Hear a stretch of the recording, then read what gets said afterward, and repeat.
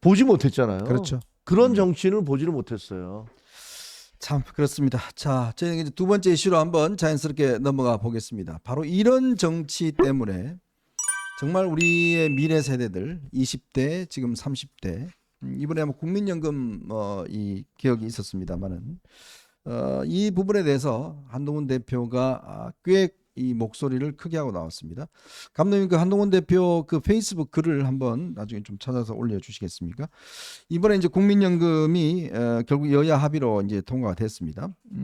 지금 보면 일단 이 국민연금 이 내는 것들을 보험료이라고 그러죠. 이거 현행 9%에서 13%로 올리고 소득 대체율 즉 받는 돈을 40%에서 43% 많이 내고 조금 더 받는 뭐 이런 걸로 이제 바뀌었지 않습니까? 그래서 지금 보면 국민연금 고갈이 한 2060년 정도 4년 정도 이렇게 될 텐데 이번에 개혁으로 인해서 조금 더 늘어나는 효과는 있다고 합니다. 그런데 그동안 이제 국민연금 개혁을 우리가 이야기를 하면서 사실 지금 공무원연금이나요 군인연금은 이미 적자 상태입니다. 그래서 지금 예산을 붓고 있는 상황인데 결국 이제 저희 뭐 우리 김종혁 최고위나 저희 세대는 그나마 뭐 조금 누릴 수 있는 세대잖아요. 그렇죠. 근데 문제는 20대 30대들은 열심히 돈을 내는데 못 받는 상황이 오는 거예요. 그거에 대해서 과연 이번 국회가 전혀 이 내용들을 포함하고 있지 않기 때문에 아마 이걸 아직까지 몰라서 그런지도 모르겠지만 지금 당장 20대들은 회사 다니면서 돈을 열심히 내는데 문제는 자기들이 돈 받을 때 되면 없어요. 이것 때문에 지금 문제지 않습니까? 그렇습니다. 이게 연금이 구조개혁을 하지 않은 상태에서 이게 보면 8년 동안에 0.5씩 올려갖고 40에서 43으로 올린다는 거 아니에요. 네네. 그렇게 그 9%에서 13%로 내게 하고 그 다음에 그 40%에서 그 보존율은 43%로 한다는 건데 네.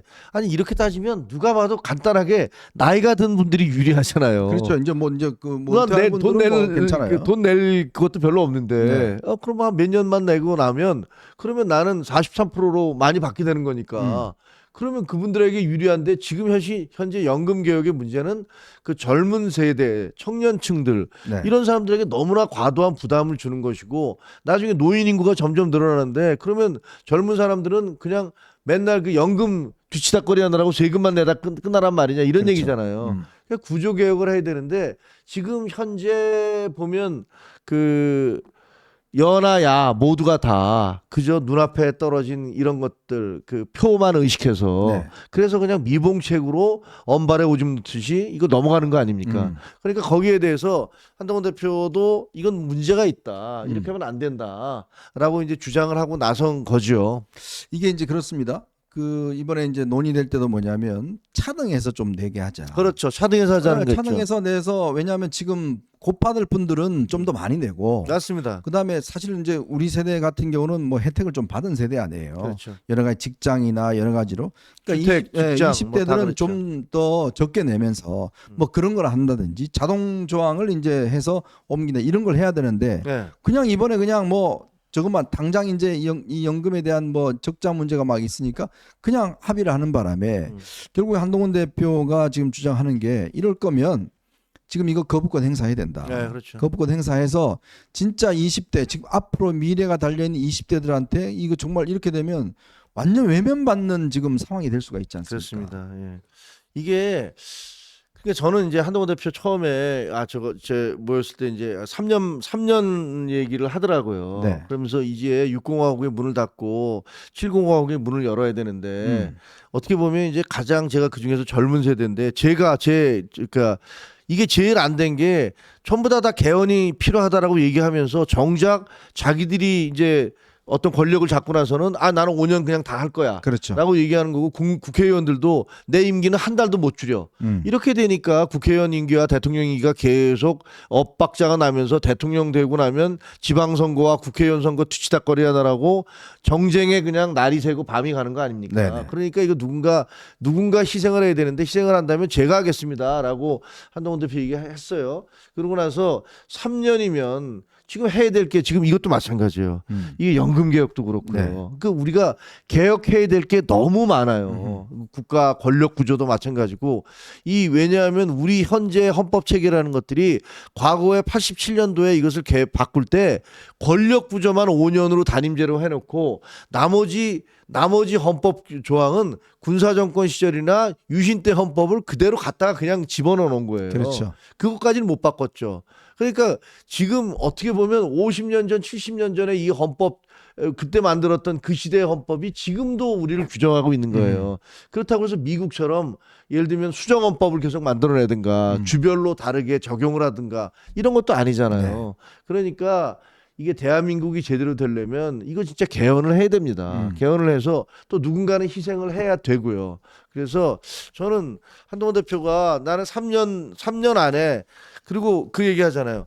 3년에 못하면 5년에도 못합니다. 그렇죠. 이거는 시기의 문제가 아니고 이거는 의지의 문제거든요. 그러니까 적어도 제가 이번에 만약에 조기 대선이 이루어지게 된다면 전력을 다해서 전력 투구를 해서 3년 동안에 우리 국가 체계의 수많은 문제점들 다 해결해 놓고 가겠습니다. 거기에서 이제 저희가 보다시피 크립토크래시에 대한 토론이라든가 혹은 AI 토론이라든가 저 정도의 식견을 가지고 있는 사람이라면 적어도 대한민국을 어디로 끌고 가는지에 대해서는 분명한 방향을 제시할 수 있겠구나라는 어떤 그런 믿음 같은 걸 준다고 저는 생각해요. 참 이 연금이라는 게 보면 그러니까 여러분들과 그러니까 저희와 자식들 간에 저 뭐 애들도 이제 지금 30대 이제 초반인데요. 그 20대 후반 30대 초반 이 세대와 이 이해관계가 다른 거예요. 그러니까 당장 우리들은 그나마 뭐 괜찮지 뭐 이렇게 할 수 있지만 지금 20대 후반 20대와 30대 입장에서 보면 아니 우리는 그냥 맨날 그 586들 뭐 이런 이 사람들 뒤치다거리만 하고 우리는 가진 게 뭐야? 우리는 집도 못 가져. 지금 이번에 그러니까요. 뭐 저 오세훈 시장 저 이 토지 허가 지역 푸는 바람에 지금 강남 집값뿐만 아니라 지금 서울시 전 지역에 지금 집값이 난리지 않습니까? 난리가 났죠. 이거 예를 들어서 직장을 일반적으로 맞벌이 한다 하더라도 서울에 집 마련할 수 있어요? 우리 안 때는 되죠. 가능했잖아요. 네, 맞벌이 그렇죠. 하면. 우린 가능했죠. 근데 지금은 이게 뭐 완전히 전혀 불가능한 상속받지 않으면 불가능한 거잖아요. 맞습니다. 그렇게 만들어 놓고 연금도 일어나 놓고 당신들만 지금 있을 때 그냥 반짝 잘 살고 우리는 뭐 어떡하라는 거냐. 이 문제에 대한 그 답변을 우리는 줘야 된다는 거잖아요. 그렇죠.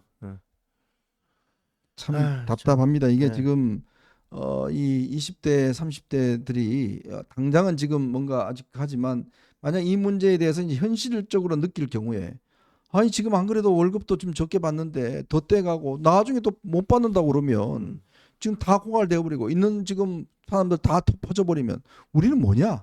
라는 문제가 생길 수 있기 때문에 세대 간의 이 문제는 반드시 뭔가 좀 이게 합의를 해서 서로 어떤 고통을 좀 분담하는 저는 그런 노력들이 정치권에서 해야 되는데 참 아쉽습니다. 지금 뭐 20대 30대가 그 우파돼서 우파 집회에 많이 나온다고 그것만 좋아할 게 아니라 예. 그 사람들이 앞으로의 미래에 대해서 해답을 주는 게 중요하잖아요. 그렇습니다. 그렇습니다. 참 답답한 그런 심정을 좀 말씀드려봤습니다. 자, 저희는 이제 마지막 이슈로 한번 넘어가 보겠습니다. 여러분 보시면서 구독과 좋아요 알림 꼭 부탁드리고 많은 응원 부탁드리겠습니다.